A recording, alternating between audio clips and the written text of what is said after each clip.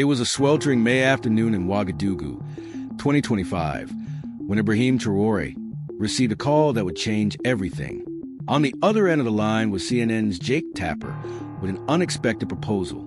President Traoré, President Trump has agreed to a live televised debate tomorrow night, and he specifically requested that you join. Ibrahim paused, absorbing the weight of the offer. At 35, he was no stranger to complex diplomacy, but a live face-off on American TV with Donald Trump was uncharted territory. What's the format? He asked, stepping toward the window of his office in the presidential palace.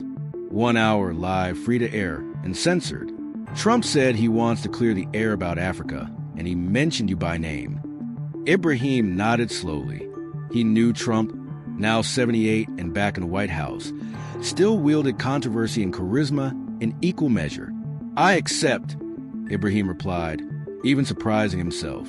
But on one condition: the debate must air live in both Burkina Faso and Washington. In the Oval Office, Trump smirked upon hearing Ibrahim's response. Perfect, he told his chief of staff. This African kid has no idea who he's up against. Melania, sitting nearby, raised an eyebrow. Donald, you might want to prep more seriously. He's smarter than you think. Trump chuckled. Mel, I've handled Xi, Putin, the big guys. This 35-year-old from a country most Americans couldn't point on a globe? Please. But Ibrahim was already deep into preparations. He knew this could define his political legacy.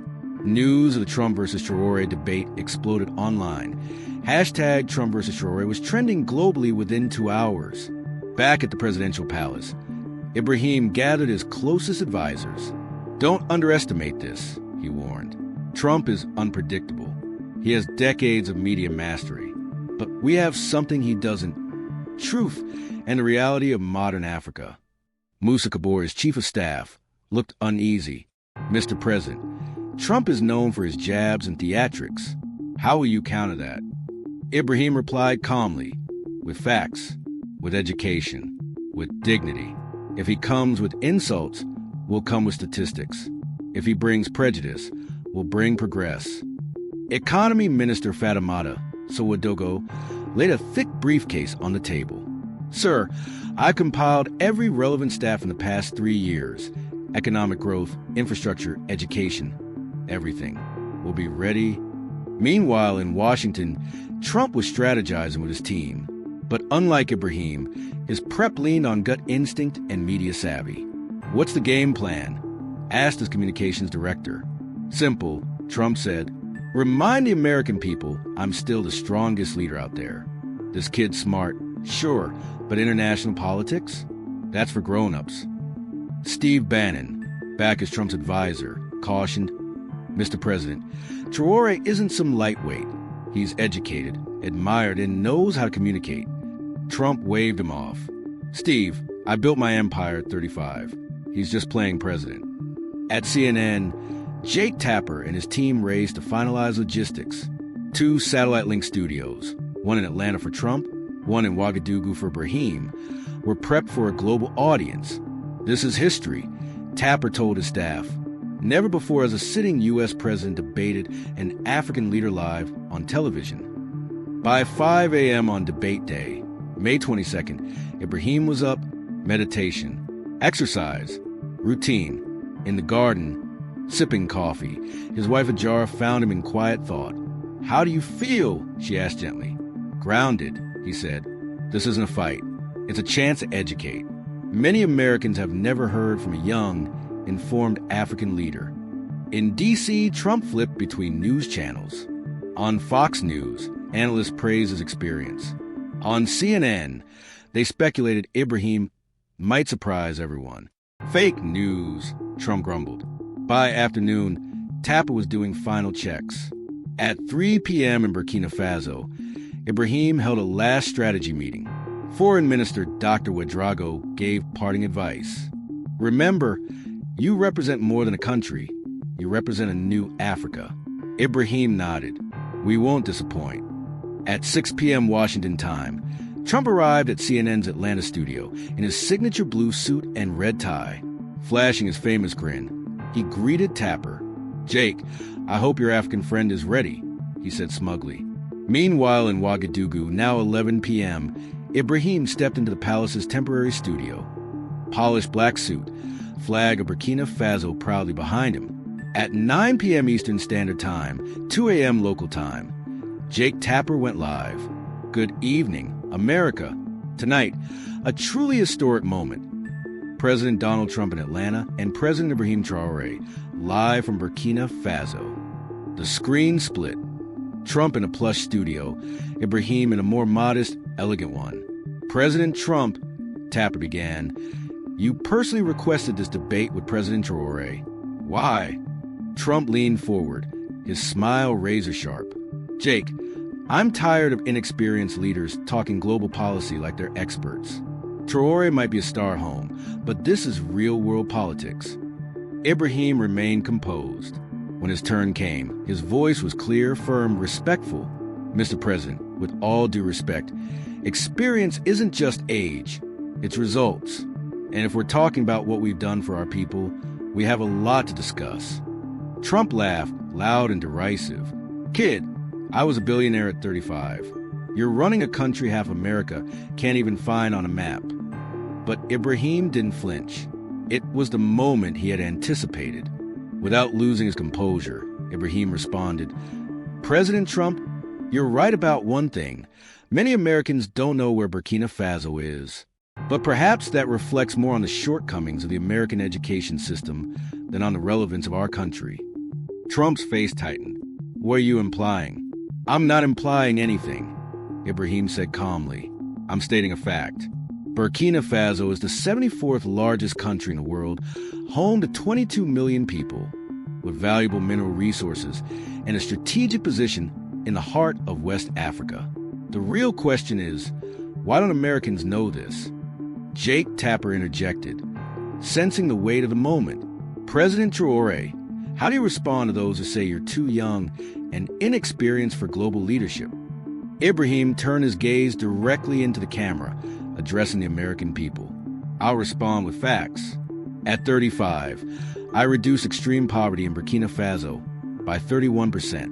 I oversaw the construction of 1,200 new schools and 89 healthcare centers. At 35, I reduced terrorist attacks in our region by 72%. Trump leaned in, attempted to cut him off, but Ibrahim raised his hand subtly and continued. "President Trump, you appreciate numbers. So let's compare. In just 3 years, I raised Burkina Faso's GDP by 47%. What was the average GDP growth in your first term?" Trump shifted uncomfortably. "That's different. The U.S. economy is far more complex." "You're absolutely right," Ibrahim agreed. "You inherited a mature, developed economy. I inherited a nation scarred by decades of misrule and terrorism. And yet, look at our proportional achievements." Jake Tapper turned to Trump. "President Trump, how do you respond to those numbers?" Trump dodged. "Look, Ibrahim may have some nice stats, but let's focus on real issues. International security, China, Russia." Ibrahim nodded. "Great. Let's talk security. Burkina Faso is now the most stable nation in the Sahel. Our counterterrorism model is studied by the French military, the German Defense Ministry, and even the Pentagon. As for China and Russia, we maintain sovereign, balanced diplomacy. We are no one's pawn." Trump scowled. "You're drifting off topic. What would you define as the topic, Mr. President?" Ibrahim asked with genuine curiosity. "That America still treats Africa as a charity case, not a partner? Or that a new generation of African leaders no longer accepts being patronized?" Trump didn't answer. The silence said more than any speech. Jake Tapper looked astonished. This was no ordinary debate. This was a masterclass in diplomacy, delivered by a young African leader to the most powerful man in the world. Trump, feeling the momentum shift, took a more aggressive stance. "Okay, Ibrahim, let's be real. Your country survives on billions of dollars in foreign aid. Without us, Burkina Faso wouldn't stand a chance." Ibrahim's response was razor-sharp but calm. "President Trump, I checked with my team during the break. Over the last 3 years, Burkina Faso received $2.1 billion in foreign aid.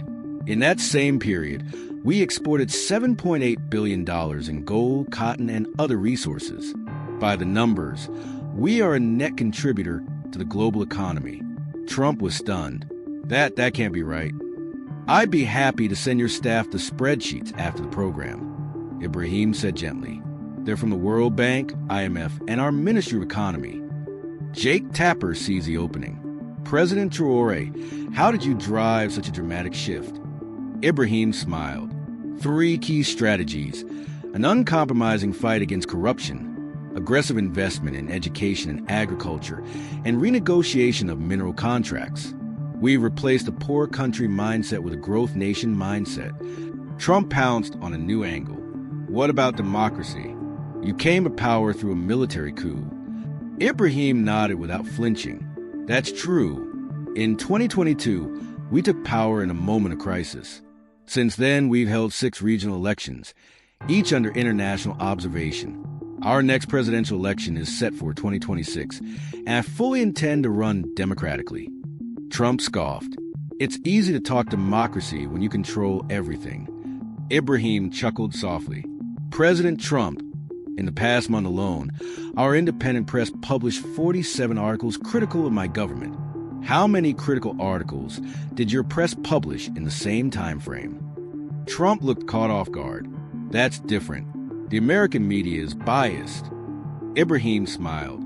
Then we have something in common. The difference is how we deal with it. The world was witnessing something unprecedented. A young African president, composed and eloquent, outmaneuvering his American counterpart live on television. Jake Tapper leaned in. President Traoré, what is your direct message to the American people? Ibrahim paused, eyes locked on the lens. His tone turned heartfelt. America, you are a remarkable people with powerful ideals, freedom, democracy, innovation. But those ideals matter only when they're applied universally. Africa does not need rescuers. We need equals, partners who respect us. Trump tried to interject, but Ibrahim pressed on. President Trump, I respect what you've built in business. But leading a nation isn't about maximizing profit. It's about preserving human dignity. Trump bristled. I know how to lead. I believe you do, Ibrahim replied.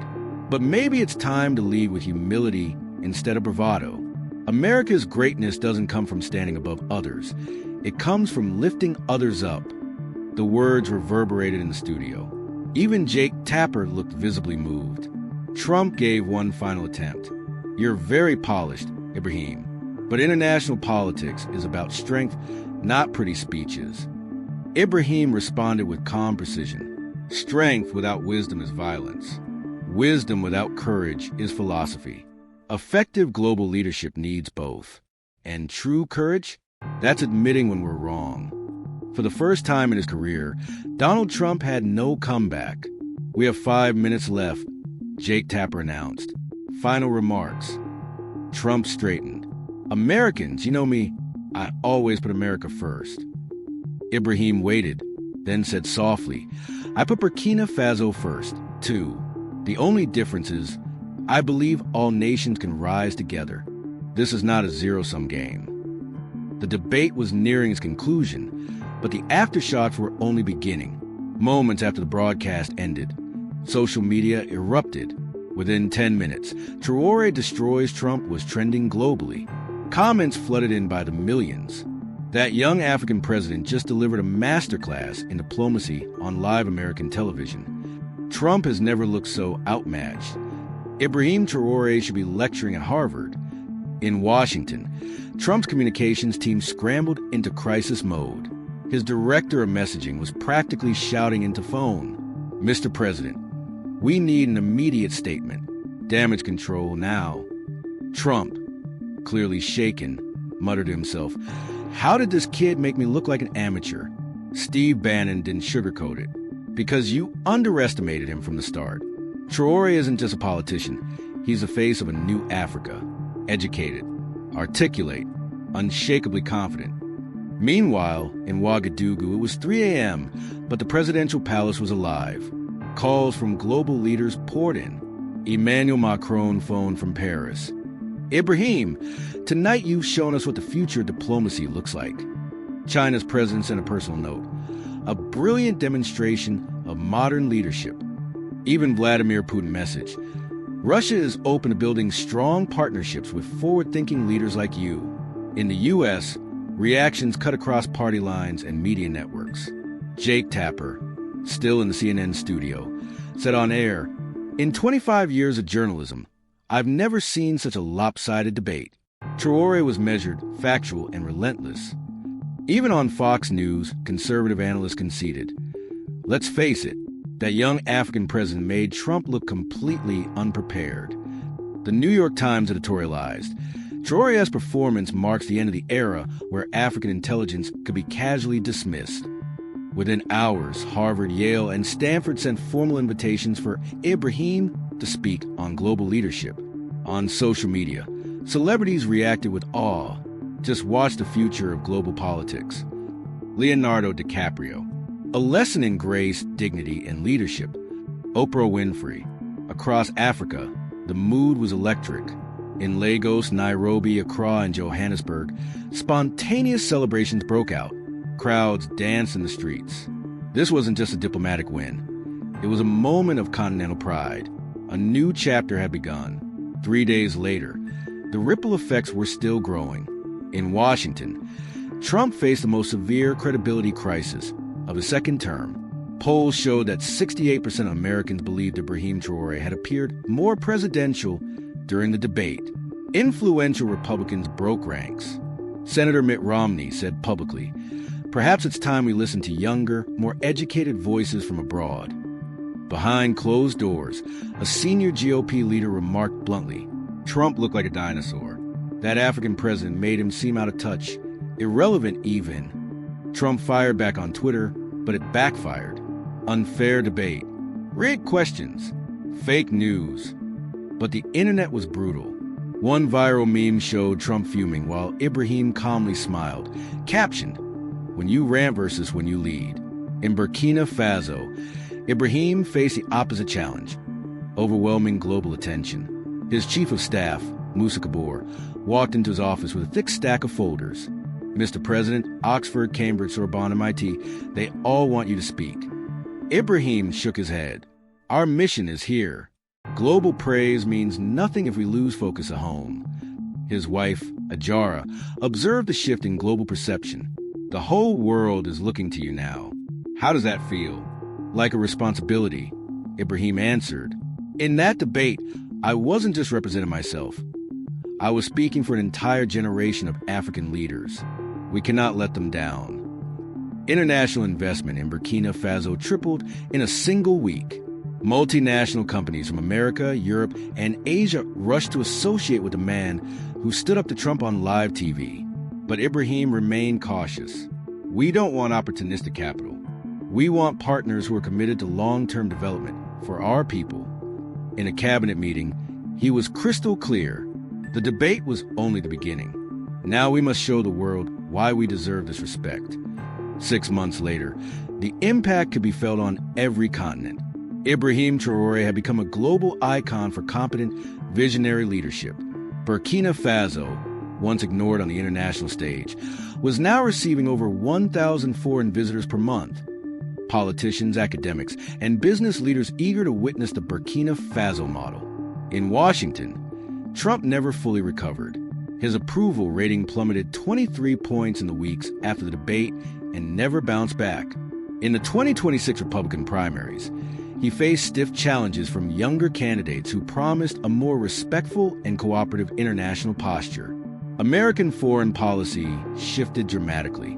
The new Secretary of State adopted what came to be known as the Traoré Doctrine, a commitment to treating African nations as equals, not dependents. Top U.S. universities overhauled their curricula to include mandatory African history and leadership studies. Ibrahim, meanwhile, remained grounded. He governed Burkina Faso with the same focus as before, but now with global influence. His policies were being studied in parliaments and policy circles from Berlin to Sao Paulo to Seoul. In December, Time magazine named him Person of the Year. In the feature interview, Ibrahim reflected, the debate with President Trump wasn't about ego. It was about dignity. It was about proving that Africa has leaders who are capable, prepared, and proud. Ajara, now recognized as one of the most influential first ladies in the world. Put it simply, Ibrahim hasn't changed. What's changed is that the world finally noticed what he's always been, a true leader. One quiet afternoon in the palace gardens, Ibrahim walked with his children.